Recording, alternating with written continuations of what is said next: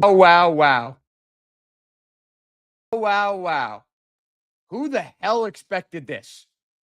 Who expected this? Joel Embiid has been ruled out for game three, for game two of Knicks Sixers. And if you're just joining now and you're seeing that I'm streaming on Rami's account as well, Rami's going to be joining me momentarily. He's just getting his computer ready. I called him. I'm like, Rami, we got to go live here. This is huge news, huge news. And this just happened.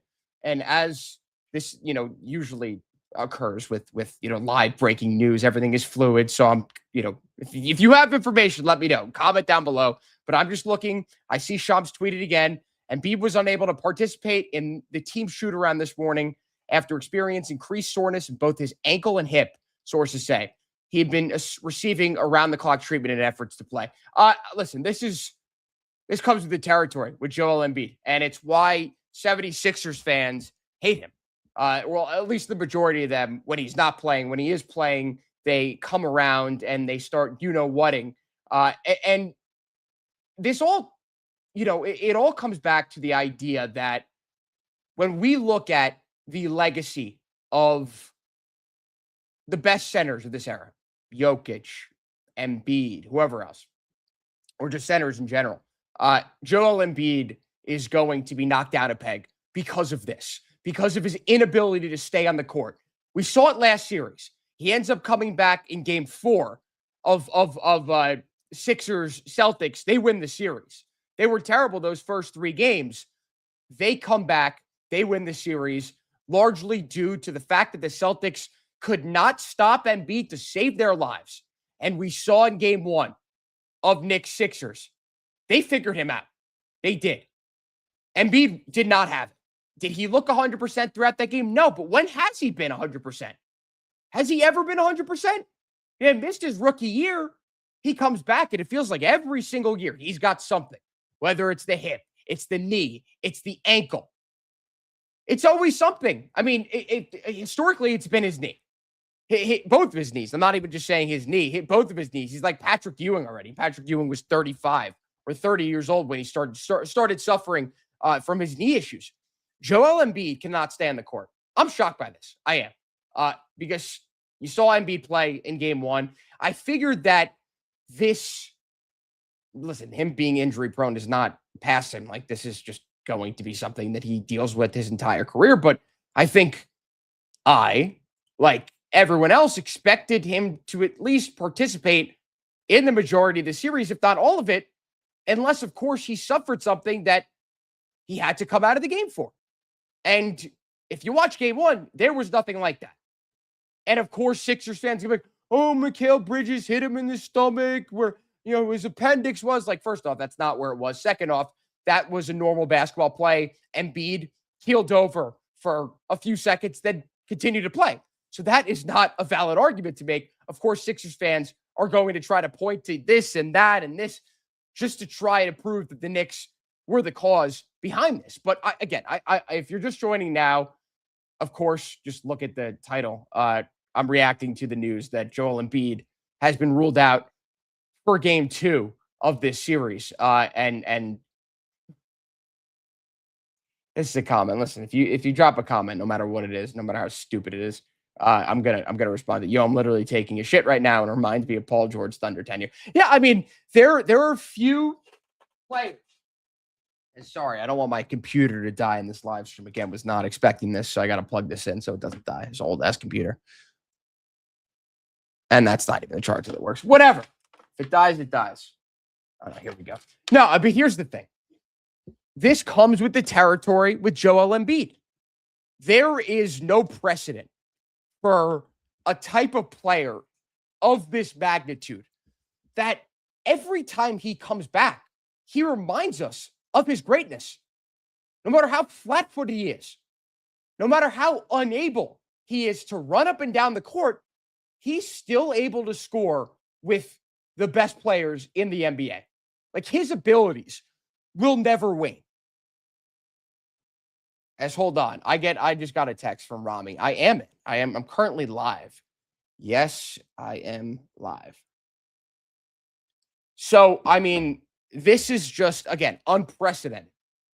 Unprecedented for a player of his magnitude to every time he comes back, it seems like he hasn't felt the effects of whatever injury has plagued him at that time. And in game one, he didn't look 100%. Does he ever? As here we go. Again, I prefaced the idea that I'm live on Rami's account with the fact that here is Rami Levy, my co-host of Knicks per Click. I called him up and said, Rami, stop whatever you're doing. We got to go live right now. Rami, your initial thoughts on this news.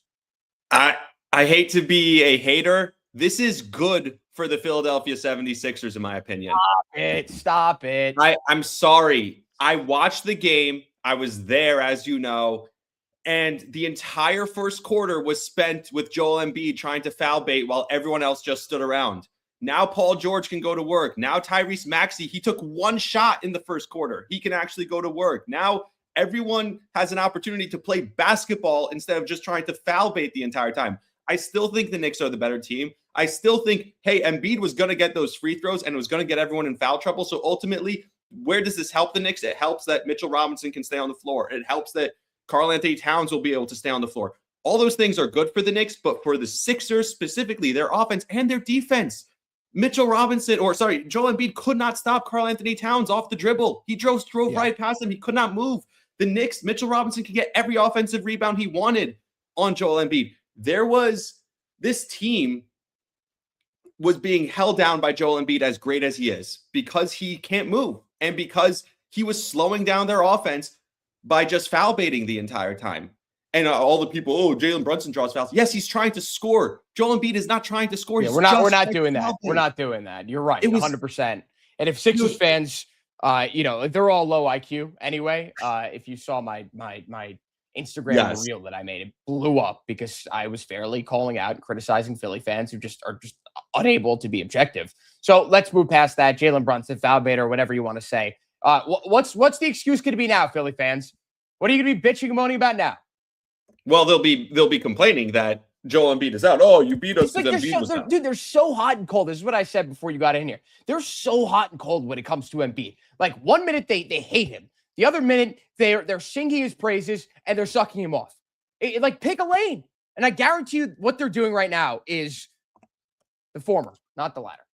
That's for sure. Yeah, here's the thing. I genuinely think that the narrative we can't, like you just said about the Brunson thing, we can't worry about it anymore because now it's be like, oh, who'd the Knicks really play to get to the conference finals? Embiid missed the game. If he misses two, I can't worry about that. As a Knicks fan, take whatever you can get. I genuinely think the Sixers will look better tonight without Embiid, at least on offense and probably on defense too, although Drummond wasn't much of an upgrade defensively over Embiid, but he was a slight upgrade and an upgrade defense and an upgrade on the rebounding. Look, I think the Sixers will look better tonight. It will be hard to look worse, but I still think the Knicks are the much better team and they should dominate. Yeah, I look at this situation. I look at the series, and I'm going to push back at what you're saying here. I can't, in good conscience, say that the Sixers are going to look better without Joel Embiid. What did we see over the first 3 games against the Celtics? What did we see, Rami? The Sixers went down 2-1. Embiid came back, and they looked better. They lost that first game with him back, and then they won the next 3. So we are talking about a Sixers team that, yes, probably is more cohesive on offense, probably a better defensive team without him as a liability on the court.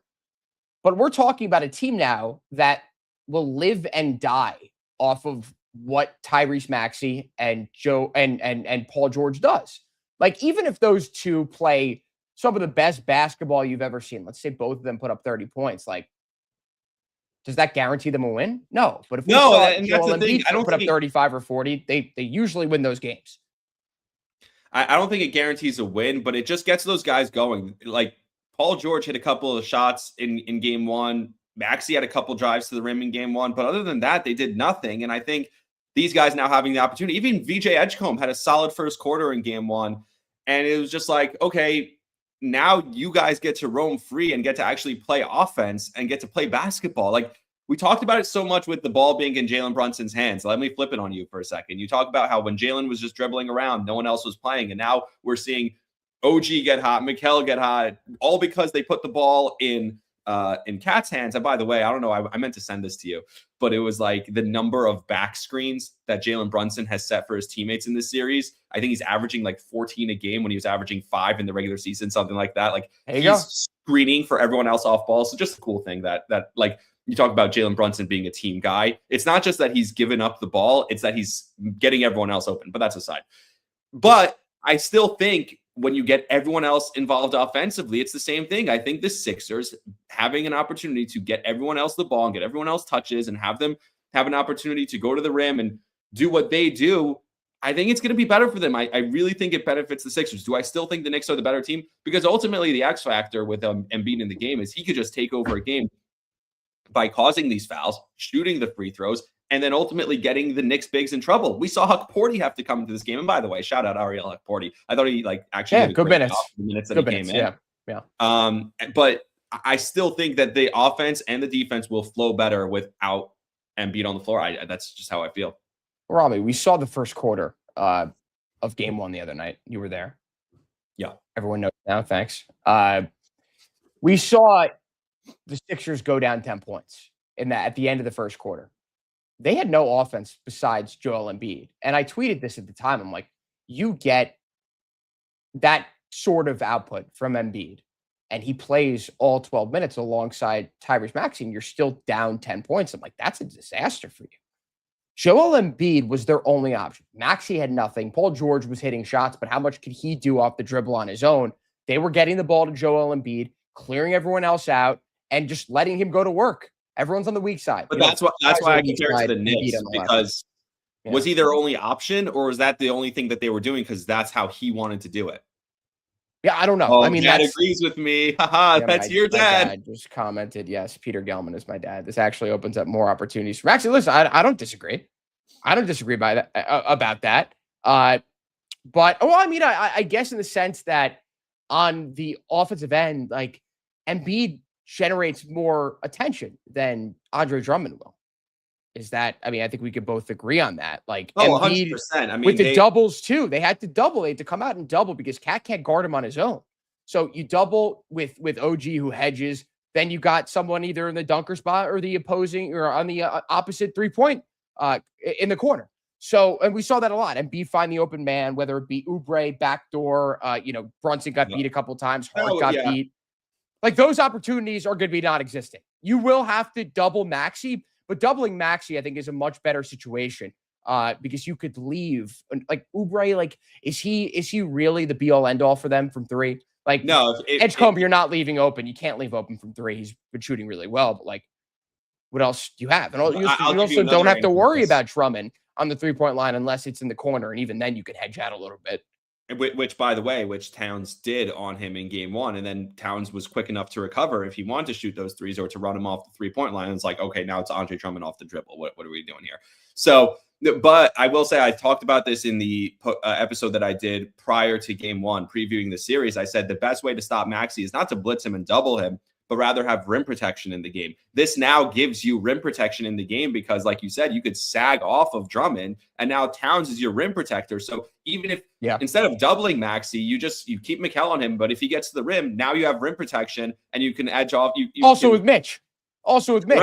Exactly. And you can cheat off of other guys. So yes, you can't cheat off of Embiid. You can cheat off of Drummond, and now it opens everything up. So forget about doubling him and blitzing him. It opens up the Knicks defense to meet him at the rim if he does break down the initial defense.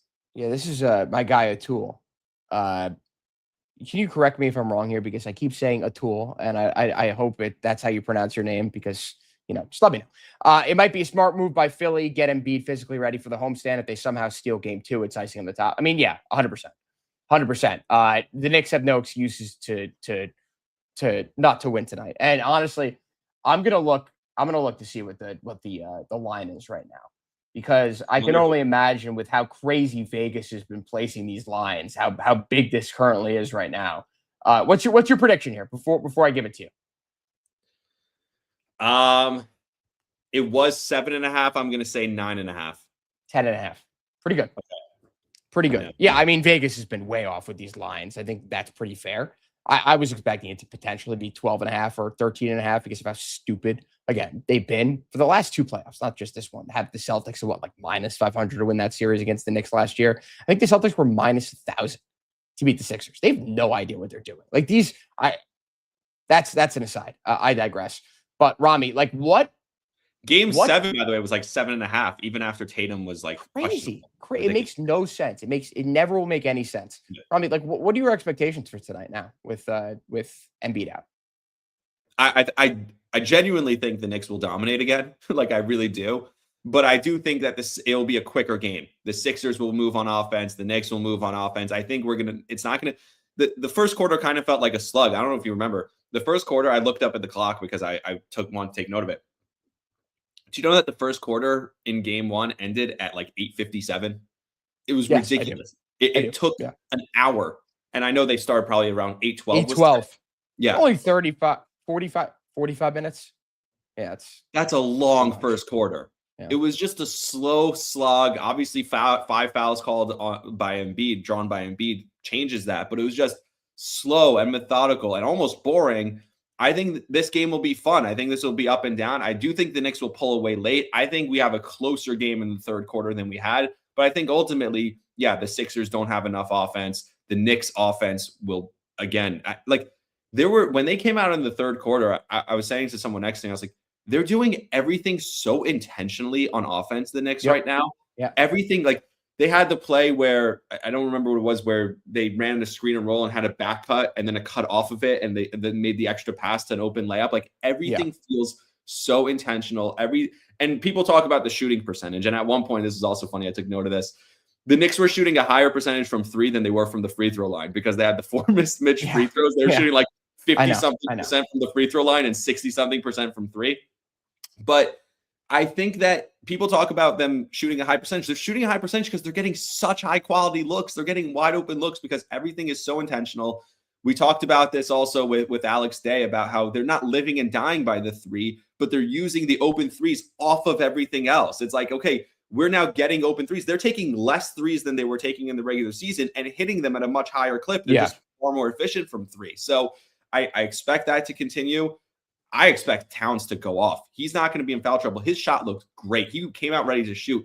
Well, they were giving him so much space. It did not make any sense to me. Like, and you think they're going to give him less space with Andre Drummond? Like, well, you're kind of screwed because he's another guy who can't move his feet. So he either picks up a blocking foul or Cat's stupid enough to use that arm to hook around him, or he gets the basket.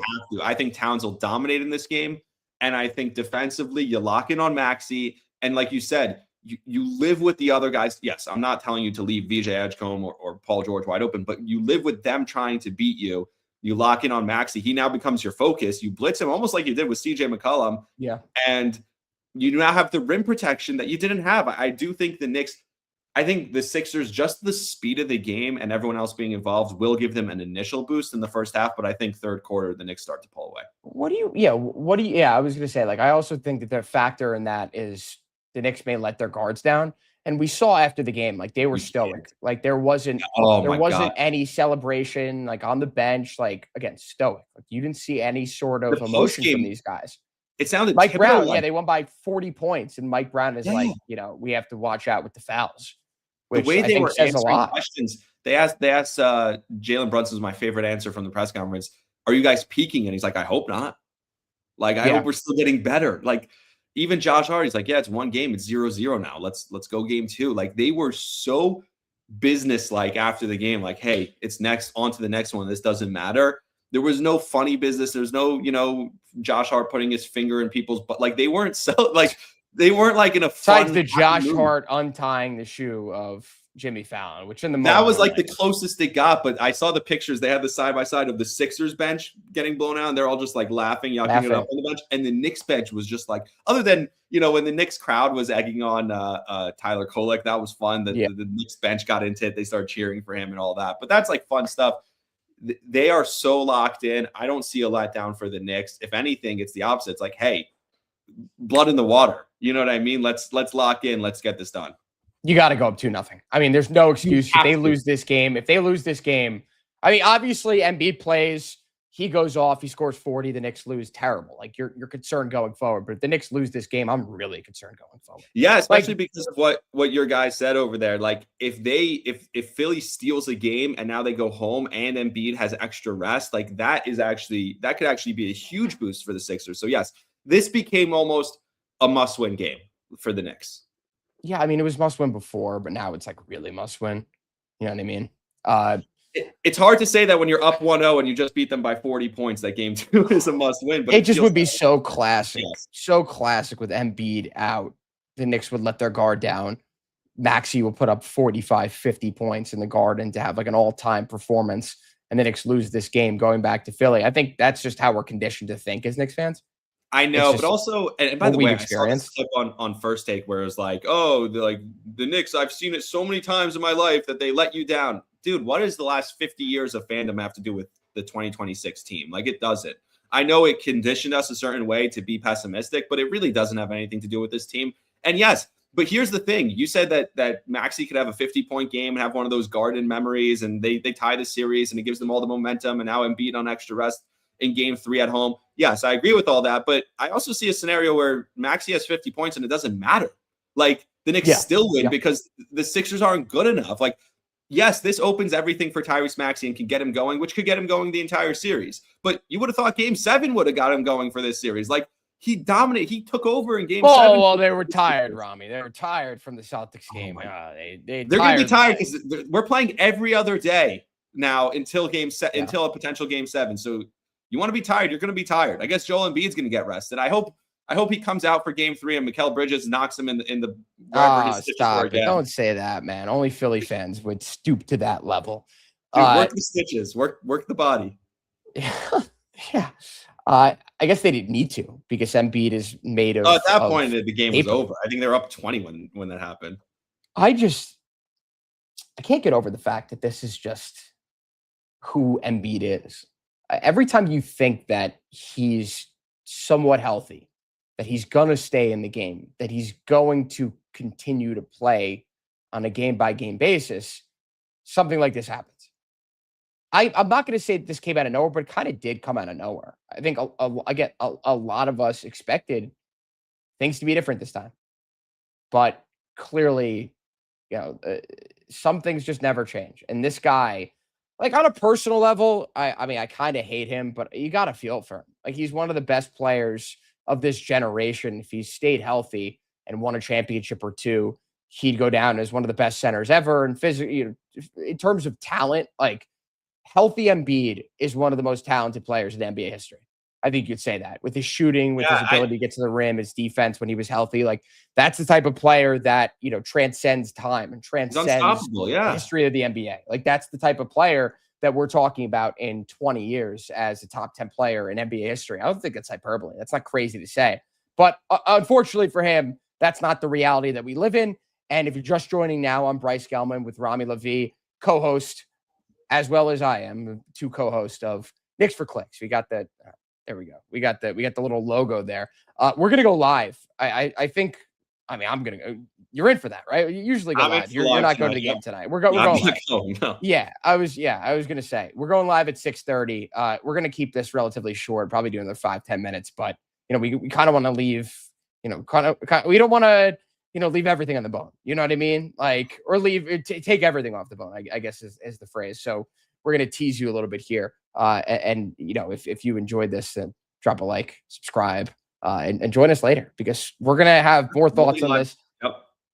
We're going to have more preparation. This was off the cuff. This happened randomly. I called Rami and was like, we got to do this.